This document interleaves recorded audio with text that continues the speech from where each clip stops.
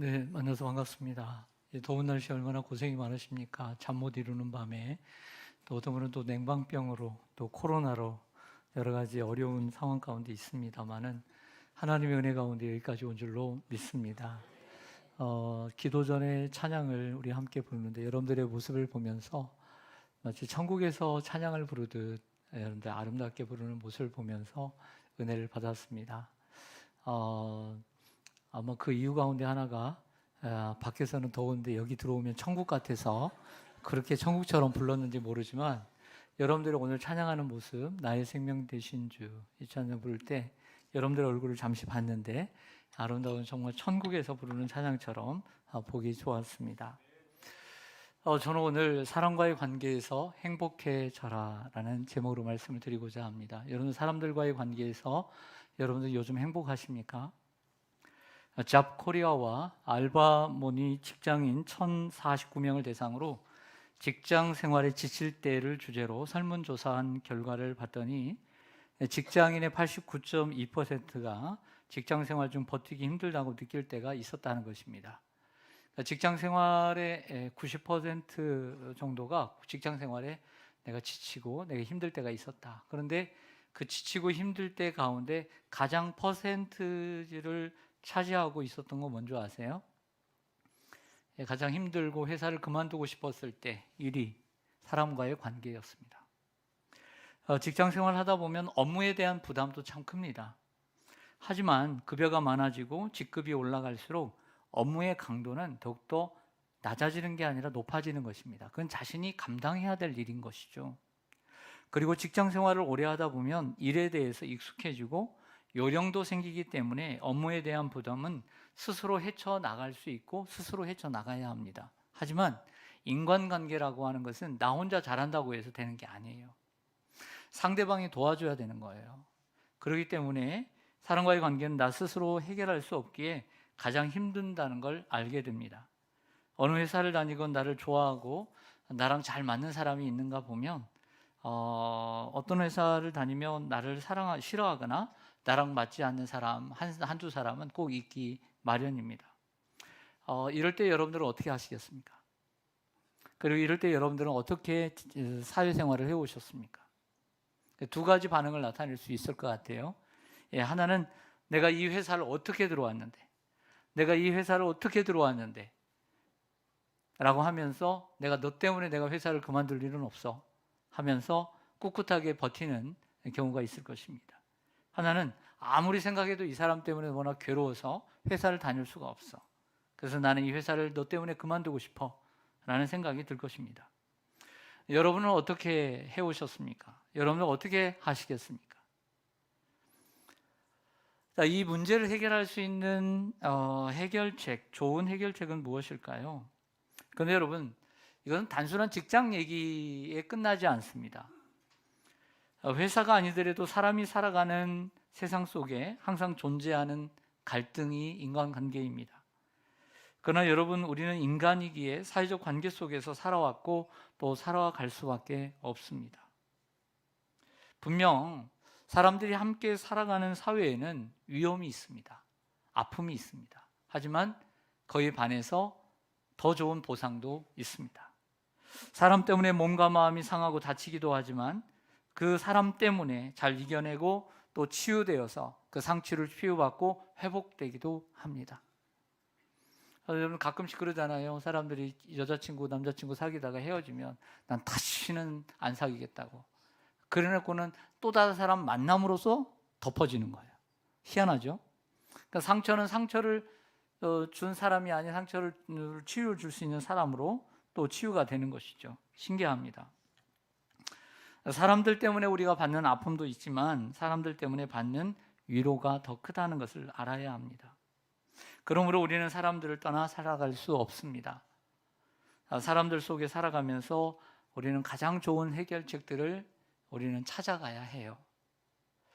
창세기 2장 18절에 이 말씀 기억하실 거예요. 여호와 하나님이 이르시되 사람이 혼자 사는 것이 좋지 아니하니 내가 그를 위하여 돕는 배필을 지으리라 하시니라. 하나님께서 아담을 지어서 그 모든 만물의 이름을 지게 하시고 그리고 함께 다스리고 충만하게 하셨습니다. 그런데 가만히 보니까 다른 동물들은 짝들이 있고 한데 아담 혼자 사는 것이 너무나 외롭고 좋지 않게 보여서 돕는 배필인 하와를 만들어서 갈비뼈를 빼서 만들어서 주셨습니다. 그랬더니 너무너무 기뻐하고 좋아했습니다. 그렇다고 해서 늘상 좋아했던 건 아니죠. 그들 사이에 아픔도 있고 고통도 있었습니다. 존 밀턴이라고 하는 분은 이런 얘기를 합니다. 외로움은 하나님이 좋지 않게 보셨던 첫 번째 것이었다. 그렇죠? 성경에 보면 다 좋았더라 하다가 사람이 외로운 것이 하나님께서 좋지 않게 보신 첫 번째 것이었어요. 여러분, 비혼주의자들에게 오늘 꼭 이 말씀을 하는 건 아닙니다. 이 말씀을 결혼에 대한 말씀으로 한정짓지 말고 사람이 살아가는 데 있어서 외로움은 하나님이 좋지 않게 보셨던 첫 번째 것이라는 것을 기억하라는 말씀입니다. 여러분, 사람이 혼자 있을 때가 필요해요. 항상 여러분, 사람이 옆에 없으면 막 불안해하고, 이 사람은 불안한 사람들이에요. 때로는 혼자 있을 줄도 알아야 돼요. 그리고 혼자 있어야만 해요. 하지만 남의 도움 없이 혼자 스스로 살아갈 수 없는 존재가 사람이고 하나님께서 그렇게 만드셨다는 것을 우리가 먼저 인정해야 될 줄로 믿습니다. 전도서 오늘 4장입니다. 잘 아는 말씀이지만 전도서의 기자인 전도자 솔로몬은 오늘 본문에서 혼자 사는 것보다 두 사람이 함께 살아가면서 두 사람이 함께 정말 이렇게 활동하면서 살아가는 것이 더 낫다라는 말씀을 강조하고 있습니다. 오늘 전도서 4장 9절을 여러분 가진 성경을 가지고 보겠습니다. 같이 한번 읽겠습니다. 시작. 두 사람이 한 사람보다 나음은 그들이 수고함으로 좋은 상을 얻을 것임이라. 아멘. 두 사람이 한 사람보다 낫다 못하다. 낫다. 시옷입니다. 그들이 수고함으로 좋은 상을 얻을 것입니다. 여러분, 한 사람보다 두 사람이 나은 것은 그들이 함께 수고함으로 좋은 상을 얻을 수 있기 때문이죠. 물론 스스로 혼자 일을 잘하는 사람도 있습니다. 방해받지 않고 혼자 능력 있는 사람 혼자 일도 잘해요.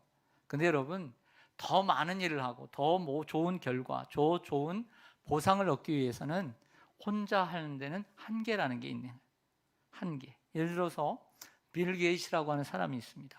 아주 똑똑한 사람이죠. 하버드에서 중퇴를 하긴 했지만 그 졸업장보다는 더 중요한 일이 있었기 때문입니다. 그래서 정말 똑똑하고 그래서 개발을 하게 됩니다. 뭔가를 개발을 했어요. 그런데 여러분, 이것을 자기만의 즐거움으로 삼기 위해서는 그냥 혼자 살아갈 수 있지만 더 좋은 상을 얻기 위해서 회사라는 걸 만들게 됩니다. 그리고 사람들을 고용하고 직원들을 세우고 그들의 역할을 맡기고 또 나중에는 간부들을 세우고 이렇게 일을 해 나가는 거죠. 여러분, 이렇게 회사를 세워갈 때 더 좋은 상을 얻게 되는 것이죠. 빌 게이츠는 아무리 똑똑해도 혼자 했다면 이렇게 훌륭한 일을 할 수 없는 거예요. 우리가 세상의 부조리와 사람들과의 갈등으로 인해 혼자 살기를 원할 수 있습니다. 사람들과 함께 살아가다 보니까 좋을 때도 있었는데 어느 순간 너무 고통스러워요. 사람들과 살아가는 게. 또 누군가의 도움 없이 혼자 살아왔다고 생각하는 사람들, 혼자 노력해서 살아왔다라고 생각하는 사람이라면 충분히 더 그렇게 생각할 수 있습니다. 혼자 살아가는 인생은 혼자 살아갈 때 유익이 있습니다. 혼자 살아가게 되면 사람들과의 갈등을 겪질 않아요. 오, 좋아, 너무 좋아. 좋죠? 안 좋아요? 갈등이 없으니까 너무 좋잖아요. 원하는 바였잖아요. 남이 우리에게 고통을 주지 않아요. 너무 좋아요. 너무 좋아. 그럴 수 있습니다. 그런데 또 자기의 만족을 누릴 수 있고 갈등을 누리지 않지만 그러나 외적인 것, 그 반대편에 있는 것도 감수해야 합니다. 그것은 외로움이에요. 때로는 무서움, 혼자 있어서 외롭고 그리고 혼자 있어서 무서운, 잠들기 힘든 두려움도 이겨내야 합니다. 또한 남을 위해 살아가는 것을 포기하며 살아야 합니다. 자기만을 위해서 살기로 결단한 거예요, 그건. 그러므로 자기를 위해서 살 수 있지만 남을 위해서 살아가는 것은 포기해야 되는 것이죠. 또한 자신의 기쁨과 즐거움이 있습니다. 내가 지금 너무 좋은 걸 발견했어. 너무 좋은 다이아몬드를 발견했는데, 그리고 이거 너무 맛있는 음식을 내가 지금 산에서 발견했는데, 누구 말할 데가 없어. 말할 데가 없어. 그 기쁨을 나눌 데가 없어요. 기쁨을 나눌 데가 없어. 이것도 감수해야 돼요. 또 누군가를 도와주는 것도 할 수 없습니다. 혼자 살아가는 것은 불가능한 것은 아니에요. 하지만 혼자 사는 것보다 둘이서 함께 살아갈 때 잃어버리는 것보다 얻는 것이 많기 때문에 여러분들 혼자라도 혼자서 여러분들 난 좀 혼자 살고 싶어. 세상에 내 편이 없고 세상이 너무나 고통스럽고 사람들과 함께 살아가는 것이 너무나 고통스러워. 지긋지긋해. 그냥 혼자서 아무도 없는 곳에 가서 혼자 살고 싶어. 이런 마음을 가지고 계신 분들이 있다면 그 마음은 이해하지만 그 마음이 계속 갈 건 아니니까, 세상에 그런 면만 있는 것은 아니니까 그 마음을 내려놓고 함께 행복하게 살아가는 길을 찾고 모색하시기를 주님의 이름으로 축원합니다. 전도서 기자는 두 사람이 한 사람보다 더 나아서 더 좋은 상을 얻을 수 있다라고 말씀하시면서 사람들이 함께 살아갈 때 주는, 우리가 함께 살아가면서 주는 유익 세 가지를 아주 다양한 표현으로 이야기를 해주고 있습니다. 첫째는 제가 이렇게 정의를 했습니다. 위급할 때 도움을 받을 수 있는 유익이 있다. 따라서 하겠습니다. 위급할 때 도움을 받을 수 있는 유익. 10절을 보겠습니다. 10절을 여러분들 같이 한번 읽어보겠습니다. 10절 시작. 혹시 그들이 넘어지면 홀로 있어 넘어지고 붙들어 일으킬 자가 없는 자에게는 화가 있으리라. 아멘. 어떤 사람이 넘어졌는데 너무나 고통스러운데 그냥 무릎팍만 깨진 것이 아니고 정말 일어날 힘이 없어요. 그럴 때 아무리 주위를 둘러봐도 자기를 도와줄 사람이 없어. 불행한 사람이다. 화가 있다라고 얘기하고 있습니다. 사람이 건강할 때는 남의 도움이 필요가 없어요. 여러분 그렇죠? 건강해 보세요. 도와줄 필요도 없어. 그러나 아파 보세요. 혼자 살 수 있어요? 여러분 나 혼자 살래? 난 평생 안 아플 거야. 안 아프겠다고 안 아플 수 있나요? 우리는 모르게 의사의 도움을 받고 병원의 도움을 받고 국가의 도움을 받고 사회의 도움을 받고 형제의 도움을 받고 부모의 도움을 받고 살아갑니다. 나는 세상을 살아오면서 누구의 도움도 받지 않았고 나는 내가 노력해서 살았어. 거짓말, 그 새빨간 거짓말 좀 하지 마세요. 여러분 모든 생물 가운데 태어났을 때 가장 느리게 성장하는 존재가 인간이에요. 송아지가 나오면 바로 걷습니다. 짐승이 나오면 바로 걷습니다.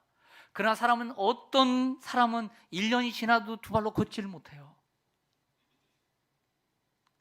그러면 그동안에 누구의 도움을 받았습니까? 스스로 밥을 먹을 수 있습니까? 스스로 머리를 감을 수 있습니까? 세수를 할 수 있습니까? 우리는 모두 다 누군가의 도움을 받고 여기까지 살아온 줄로 믿습니다. 혼자서 살아온 존재는 아무도 없다는 것을 기억해야 해요. 그 생각 또한 이기적인 것입니다. 나이가 들어서 연로해서 잘 걷지 못하고 몸이 불편할 때는 아내와 남편이 여러분들이 옆에서 간호해 줄 수 있지만 때로는 요양보호사의 도움을 받기도 합니다. 사람은 살아가면서 누군가의 도움 없이 살 수는 없는 존재입니다. 남의 도움 없이도 난 살 수 있다고 생각하지만 우리가 아프거나 그리고 정말 어려운 상황에 처하게 될 때 누군가의 도움을 받아야만 합니다. 우리가 협력하는 그 선교지들이 우리 주보에 매주 이렇게 실리고 있는데요. 일본의 니카타 교회의 이재익 선교사님이라고 제 친구인데 이 친구에겐 두 아들이 있습니다. 우리 한국에 와서 다 군대 생활하고요. 전역했는데 이제 큰 아들은 곁에 있고 작은 아들이 이제 서울에 이제 한국에 살고 있는데 작년 겨울이었어요. 부모님께도 연락을 하지 않고 11월, 12월에 몽골에 혼자 여행을 간 거예요. 그러니까 추운데 더 추운 날씨 가운데 영하 30도가 넘는데 그 몽골에 혼자 여행을 갔는데 나중에 발견한 걸 보니까 뭐 따뜻한 운동화를 신고 간 것도 아니고요. 일반 운동화를 신고 간 거예요. 근데 길을 잃어버리고 쓰러져 버렸어요.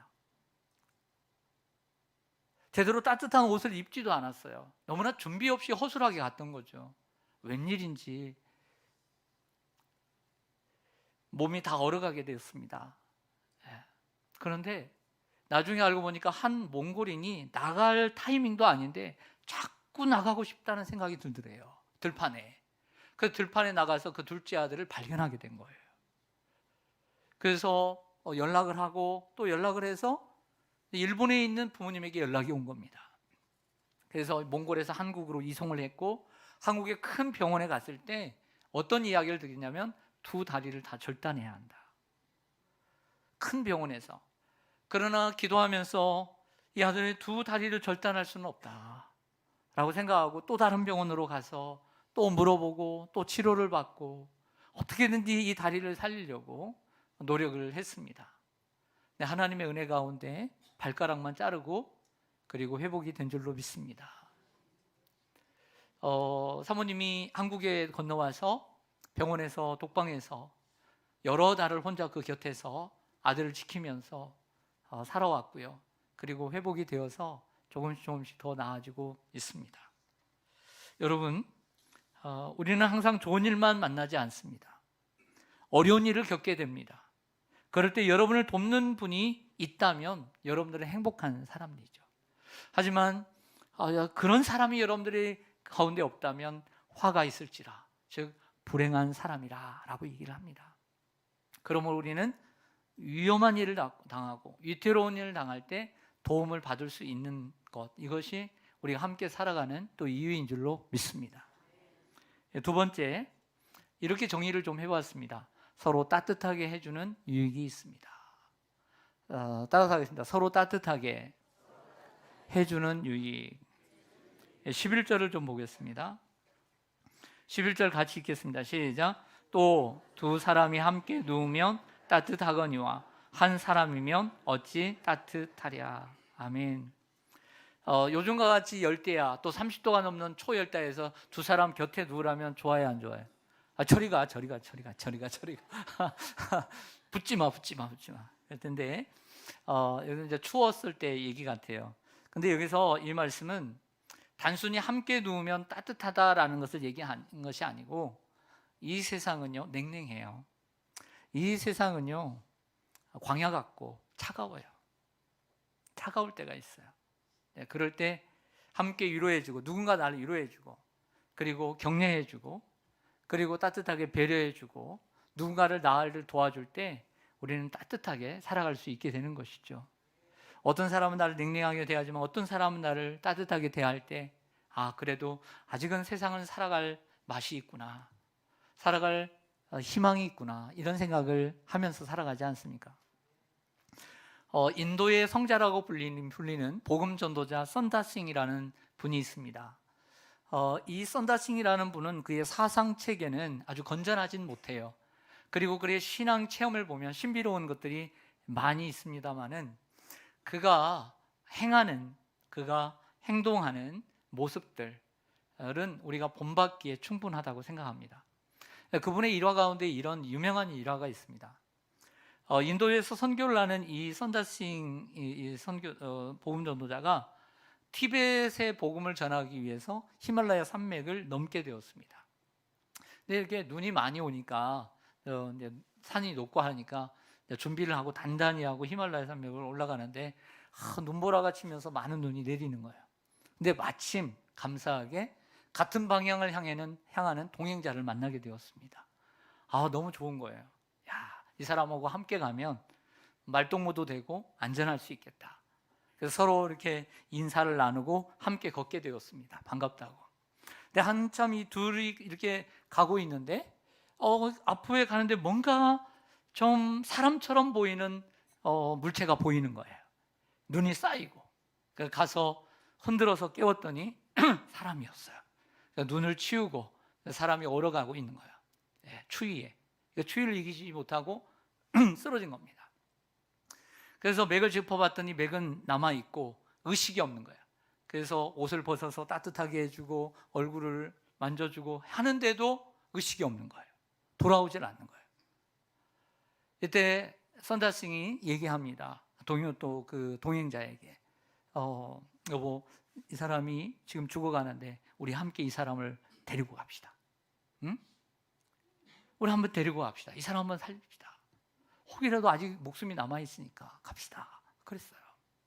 그랬더니 이 함께 했던 동행자가 미쳤냐고 하면서, 함께 가다가 같이 죽으면 어떻게 하느냐고 말이야.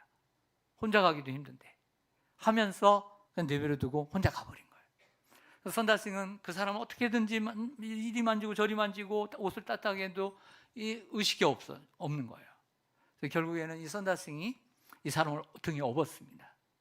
어떻게든지 이 사람 살려보자 하는 마음으로 등에 업고 산을 넘게 되었죠. 근데 한참 가다가 기적이 일어났습니다. 이 사람이 체온을 느끼면서 살아나는 거예요. 할렐루야. 살아나서 말을 하는 거예요. 여보세요. 그래서 내려서 얘기를 합니다.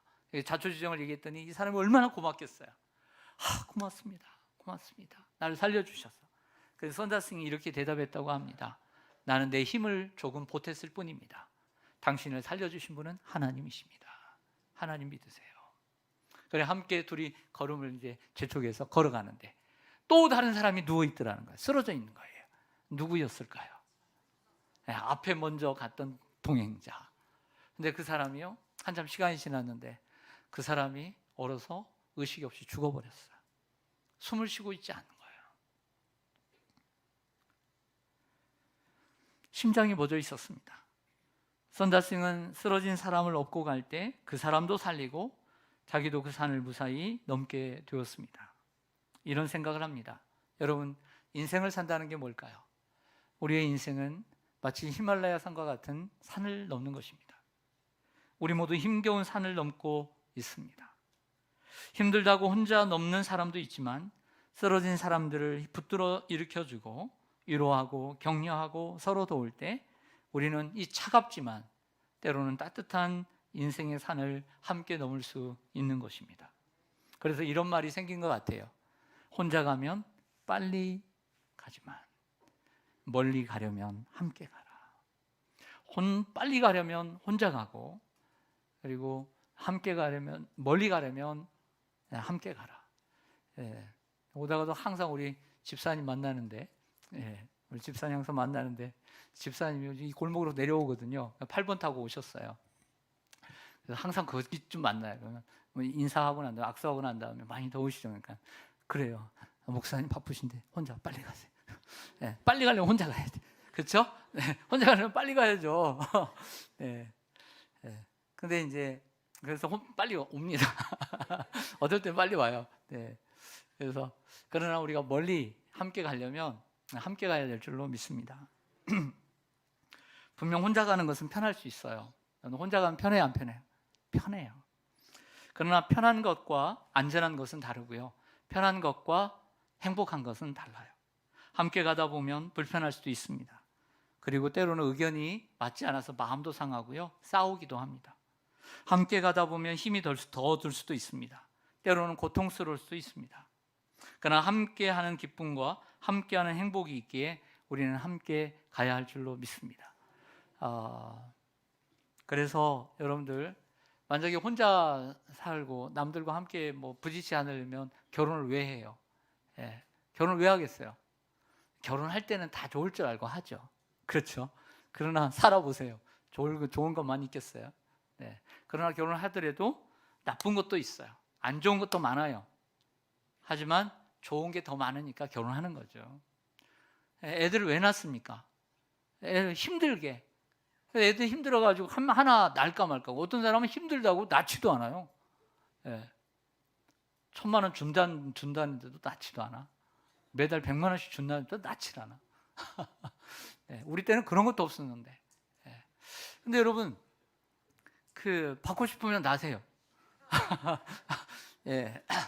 그래서 이제 뭔 얘기 하려고 그랬죠?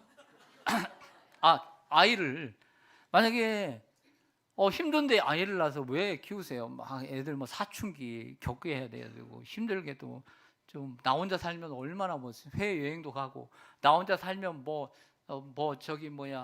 시장 갈 것 홈플러스 가고, 홈플러스 갈 것 백화점 가는데 애들 때문에 백화점도 못 가고 홈플러스 가고 또 홈플러스 가고 싶은데 또 그것도 못 가서 시장 가고.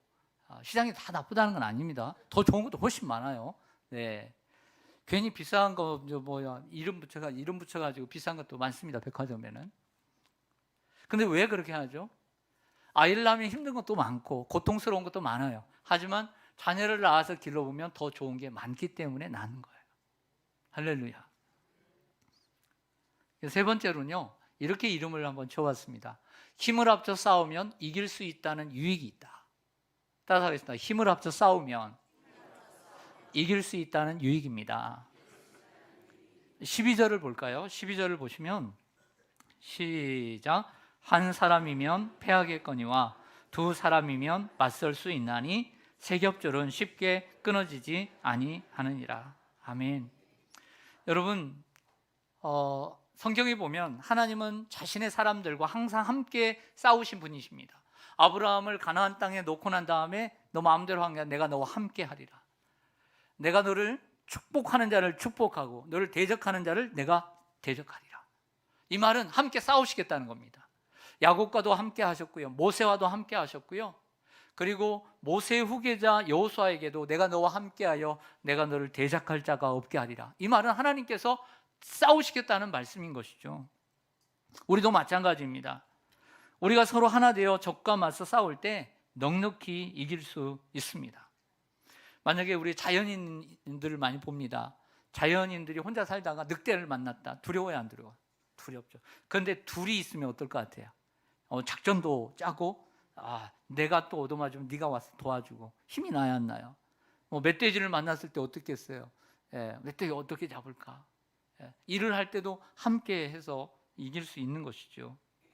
여러분, 어떤 사람이 정말 나쁜 사람을 만났다. 나 혼자만 이거 감당할 수 있을까? 덩치도 크고 그런데 그러나 둘이 하면 한번 싸워볼 만하죠. 그렇지 않겠습니까?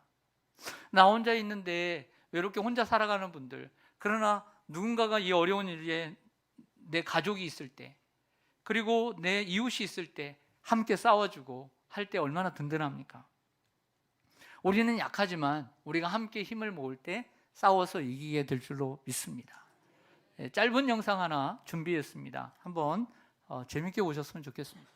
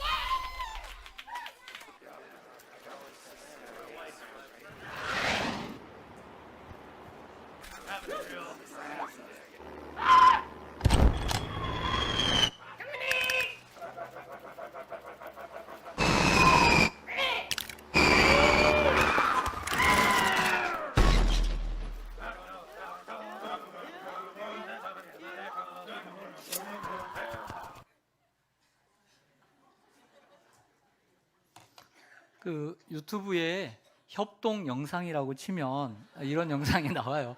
여러분들 생각나면 집에 가서 다시 한번 협동 영상이라고 한번 치시고 한번 집에 가서 웃으시길 바랍니다.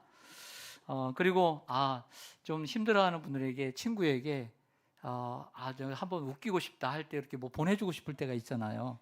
그래서 이렇게 설교도 보내주시지만 이거 하나 보내주세요. 그 친구가 2분 동안 웃을 거예요. 여러분, 우리는 약합니다. 그러나 우리가 하나 될 때 더 강한 존재와 싸워서 이길 수 있는 거죠. 우리는 그리스도인에게는 영적 싸움이라는 게 있습니다. 그러기에 우리도 마음을 합하여 함께 싸워야 합니다. 어떻게 싸워서 이길 수 있을까요? 마태복음 18장 19절과 20절에 예수님의 말씀입니다. 진실로 다시 너희에게 이르노니 너희 중에 두 사람이 땅에서 합심하여 마음을 합하여 무엇이든지 기도하면 하늘에 계신 내 아버지께서 그들을 위하여 이루게 하시리라. 두세 사람이 내 이름으로 모인 곳에도 나도 그들 중에 있느니라. 여러분, 우리는 세상에서만 싸우는 사람이 아니라 영적으로 싸우는 그리스도인들입니다. 그래서 세상을 싸워서 이길 수 있는 길은 우리가 함께 합심해서 기도해야 하는 것입니다. 그래야 싸울 수 있는 거예요. 어려운 일이 있으면 기도를 부탁하고, 기도를 부탁해서 함께 그 일을 헤쳐나갈 수 있는 것이 세상을 싸워나가는 일입니다. 저처럼 밖에 나가서 우리가 뭐 주먹으로 싸우는 것만 싸우는 거 아니라 우리 인생의 고난과 위험이 있을 때 우리 함께 기도를 해서 누군가 내 마음을 털어놓을 수 있는 분에게 권사님 기도해 주세요, 집사님 기도해 주세요, 장로님 기도해 주세요, 목사님 기도해 주세요. 그래서 이번에는 좀 특별히 기도해 주세요. 그래? 그 말이 걸려. 그래서 한 끼라도 금식하면서 기도해 주면서 그 문제를 헤쳐나가는 것이 이 영상의 모습과 같은 거예요. 또 우리는 함께 모여 두세 사람이 매일 모이는 곳에 하나님이 함께 하셨다고 했으니까 우리가 예배할 때 여러분들 들어오려고 하는 마귀가 떠나가는 거예요. 우리는 또한 성도들이 마음과 뜻을 합하여 서로 사랑하고 하나 될 때 교회는 승리할 줄로 믿습니다. 성도들이 마음이 분리되고 막 공간이 생길 때 마귀는 틈을 타고 싹 들어오기 얼마나 편해요. 막 이간질로 해서 그 틈을 주면 금세 와야 되는 게 공동체 아닙니까? 그러나 우리가 마음을 합해서 하나 될 때에 마귀가 들어올 틈을 안 주는 거예요. 그래서 기도와 예배와 그리고 서로 사랑하는 마음 가지고 영적 싸움을 이겨나가야 될 줄로 믿습니다. 성도 여러분, 사람이 함께 살아갈 때 유익이 많습니다. 그런데도 불구하고 우리는 혼자 살아가고 싶을 때가 많습니다. 그 이유는 함께 살아갈 때 느끼는 불편함 때문입니다. 또한 함께 살아갈 때 받았던 상처와 아픔, 그 상처와 아픔이 너무 크기 때문입니다. 그리고 함께 일할 때 겪었던 갈등 때문입니다.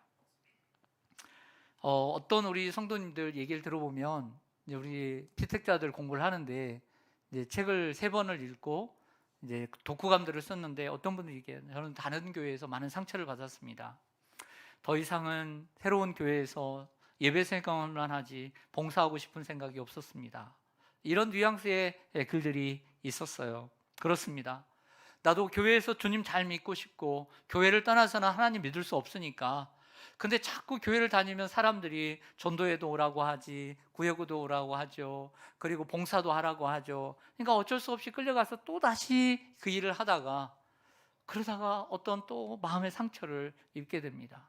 그래서 갈등을 거기서 겪게 되고 의견이 서로 상충되고 그러다가 고통을 당하게 되면서 제대로 밥도 못 먹고 잠도 못 자고 이러한 시간들을 1주일, 2주일, 3주일 그리고 한 달을 보내면서 나중에는 우리의 마음속에 이런 생각이 드는 거죠. 내가 이렇게까지 하면서 하나님을 믿어야 되나? 내가 이렇게 고통스러워하면서 내가 주님을 섬겨야 하나? 하면서 교회를 나가고 싶고 떠나고 싶고, 그러니까 내가 주님을 떠날 수는 없지만 내가 교회를 떠나서 나 혼자 그런 교회를 찾다 보니까 큰 대형 교회를 찾게 되는 것이죠. 작은 교회를 가면 이름 알려야 되고, 작은 교회 가면 다 맨날 찾아와서 그 얘기하고 인사하고 귀찮고, 그래서 대형 교회로 가는 것입니다. 교회가 이런 분들로 가득 찬다면 교회는 더 냉랭해질 것이고요, 교회 본연의 역할을 감당하지 못하게 될 것입니다. 여러분들, 교회 안에서 주일을 앞장서시는 분들은 혼자 하는 것이 편하다는 것을 모르는 분들일까요? 그렇지 않아요. 함께하면 불편하고 또 상처를 주고받고 갈등을 겪으면서 그거 다 압니다. 그럼에도 불구하고 하나님께서 원하시는 것, 그래도 하나님의 일을 감당하고 하나님 나라를 세워가는 것은 나 스스로 할 수 없는 것이고, 우리가 그래도 하나 되어야 되고 이 공동체를 하나 되게 만들어가는 것이고, 그 공동체를 하나 되게 만들어가기 위해서는 어느 정도의 나의 아픔과 어느 정도의 나의 아픔, 고통을 내가 감내해야 된다는 것을 알기 때문에 이러한 고난과 나의 아픔과 나의 상처를 이기면서 그 공동체를 위해서 헌신해 가는 것입니다. 예수님께서 우리를 사랑하지 않았다면 그 고통, 십자가를 지는 고통을 왜 감수하면서까지 우리를 위해서 죽으셨습니까? 그냥 혼자 편하게 사시죠. 사랑이라는 건 그런 것입니다. 공동체를 사랑하는 것은 그런 것입니다. 신약 성경에는 서로 사랑하라는 권면이 11번 등장합니다. 예수님께서 3번 말씀하셨고요, 사도 바울이 3번 말씀하셨고, 사도 베드로가 1번 이야기하고 사도 요한이 4번을 얘기했습니다. 뭘요? 서로 사랑하라. 여기에 사랑에 해당하는 단어는 잘 아시는 대로 헬라어 아가페입니다. 아가페는 이타적인 사랑을 의미하죠. 아가페의 사랑은 돈이 별로 없어도 남을 돕게 하고, 누군가 내게 큰 잘못을 해도 그를 용서하게 하고, 스트레스가 심한 상황에서도 인내심을 발휘하게 하고, 친절을 경험하기 힘든 상황에서도 친절을 베풀게 합니다. 하나님이 세상을 이처럼 사랑하사 독생자를 주셨으니 이는 저를 믿는 자마다 멸망하지 않게 하려 하심이라. 우리는 이 요한복음 3장 16절의 말씀을 이처럼 잘 외우면서 잘 알고 있습니다. 여기에 하나님의 사랑이 바로 아가페의 사랑입니다. 아가페의 사랑은 이타적이고 베풀고 나눠주는 사랑입니다. 이런 생각을 해봅니다. 하나님께서 나를 사랑하시지 않았다면 나는 어떻게 됐을까? 정말 불행한 인생, 이기적인 인생, 이 세상에서 그렇게 유익되지 않는 인생으로 살았을 것 같아요. 또한 영적으로도 우리가 영원히 고통받고, 그리고 영원히 죽지도 않는 그 고통의 지옥에서 살아갈 것 같습니다. 요한일서 4장 10절 한번 화면을 통해서 보실까요? 사랑은 여기 있으니 우리가 하나님을 사랑한 것이 아니요 하나님이 우리를 사랑하사 우리 죄를 속하기 위하여 화목제물로 그 아들을 보내셨습니다. 하나님이 보여주신 아가페의 사랑은 먼저의 사랑입니다. 따라서 하겠습니다. 먼저의 사랑. 남이 나를 사랑해 주기를 기다리는 사람은 이기적인 사람이에요. 남이 먼저 사과해 주기를 기다리는 사람은요, 이기적인 사람이에요. 내가 먼저 마음을 열고 사랑하는 것이 이타적인 아가페의 사랑입니다. 내가 먼저 저 사람이 나를 용서해 주고 저 사람이 나에게 먼저 다가오기를 기다리는 사람은요, 그 사람은 아가페의 사랑이 아닌 다른 사랑을 하고 있는 것입니다. 이런 사랑이 쉽지 않다고 우리는 생각할 것입니다. 어떻게 그렇게 살아요? 아가페의 사랑을 언제 어떻게 그렇게 실천해요? 하지만 우리가 기억해야 될 것이 하나 있습니다. 우리가 그리스도인이라는 것이죠. 우리가 하나님의 사랑을 받고 구원받은 그리스도인이라는 사실을 생각하고 살아야 합니다. 그래서 요한복음 13장 34절에 보면 예수님께서 십자가에 못 박혀 돌아가시기 전에 말씀하십니다. 시작. 새 계명을 너희에게 주노니 서로 사랑하라. 내가 너희를 사랑한 것 같이 너희도 서로 사랑하라. 서로 사랑하라고 말씀하셨는데요, 그냥 사랑하라고 하지 않았어요. 하나의 조건절이 하나 있습니다. 그게 뭐냐면 노란색입니다. 내가 너희를 사랑한 것 같이. 그러니까 예수님은 사랑을 보여주셨어요. 그러니까 우리는 예수님의 사랑을 이미 받은 줄로 믿습니다. 여러분, 상처를 많이 받은 사람은 남에게 상처를 많이 줄까요? 사랑을 많이 줄까요? 상처를 많이 줘요. 사랑을 많이 받은 사람은 남에게 사랑을 줄 줄 알죠. 우리가 주님에게 사랑을 많이 받은 사람은 사랑을 베풀게 되어 있습니다. 우리가 실천해야 할 사랑은 다른 사람을 사랑함으로써가 아니라 예수님께서 우리에게 주신 사랑을 받음으로써 시작해야 합니다. 우리는 사람들이 항상 사랑스러워서 사랑하는 것이 아닙니다. 저 사람이 나를 늘 좋아해서 사랑하는 것이 아닙니다. 사람들은 비상식적이고 괴팍하고 완고하고 이기적이고 고집불통일 수 있습니다. 그러나 우리가 그 사람들을 사랑하는 이유는 하나님께서 나를 먼저 사랑하시고 나를 구원해 주셨기 때문에, 그것을 알기 때문에 사랑하는 것입니다. 요한일서 4장 7절과 8절에 말씀합니다. 같이 읽습니다. 시작. 사랑하는 자들아 우리가 서로 사랑하자. 사랑은 하나님께 속한 것이니 사랑하는 자마다 하나님으로부터 나서 하나님을 알고 사랑하지 아니하는 자는 하나님을 알지 못하나니 이는 하나님은 사랑이십니다. 여러분들 이 말씀을 잠시 한번 조금만 더 깊이 우리가 들어가 보죠. 우리가 서로 사랑하자. 사랑은 하나님께 속한 것이고 하나님은 사랑이십니다. 맞죠? 그런데 사랑하는 자마다 하나님으로부터 나서 하나님을 아는 사람이다. 근데 반대로 사랑하지 아니하는 자는 하나님을 알지 못하는 사람이다. 우리가 하나님과 주 예수 그리스도, 그가 보내신 자 예수 그리스도를 아는 것이 영생이라고 했습니다. 이 말은 우리가 서로 사랑하지 않으면 하나님과 상관이 없는 자다, 이렇게 말을 하고 있는 거예요. 정말 우리가 구원받은 사람이라면 우리가 좋아하는 사람만 좋아하는 것이 아니라 날 싫어해도 내가 먼저 사랑하고 내가 먼저 이해하려고 하고 내가 먼저 다가가고 내가 먼저 손을 내밀어야 될 줄로 믿습니다. 이것이 진정한 그리스도인의 모습이라는 거죠. 말씀을 정리하겠습니다. 오늘 말씀을 빗대어서 이제는 사람과 사람과의 관계를 떠나서 그걸 잠시 두고 하나님과 우리 사이의 관계를 한번 생각해 보겠습니다. 하나님은 우리 없어도 홀로 충분히 일하실 수 있는 분입니다. 맞죠? 그런데 항상 성경을 보면 하나님은 누구와 일하십니까? 사람과 일하십니다. 사람과 일하실 때까지 그 사람을 만들어 가요. 만들어 가서 일하시기까지 기다리시죠. 하나님은 혼자 일할 수 있는 분이지만 두 사람이 한 사람보다 나으면 함께 일함으로써 더 좌우 좋은 상을 얻는 분이 하나님이십니다.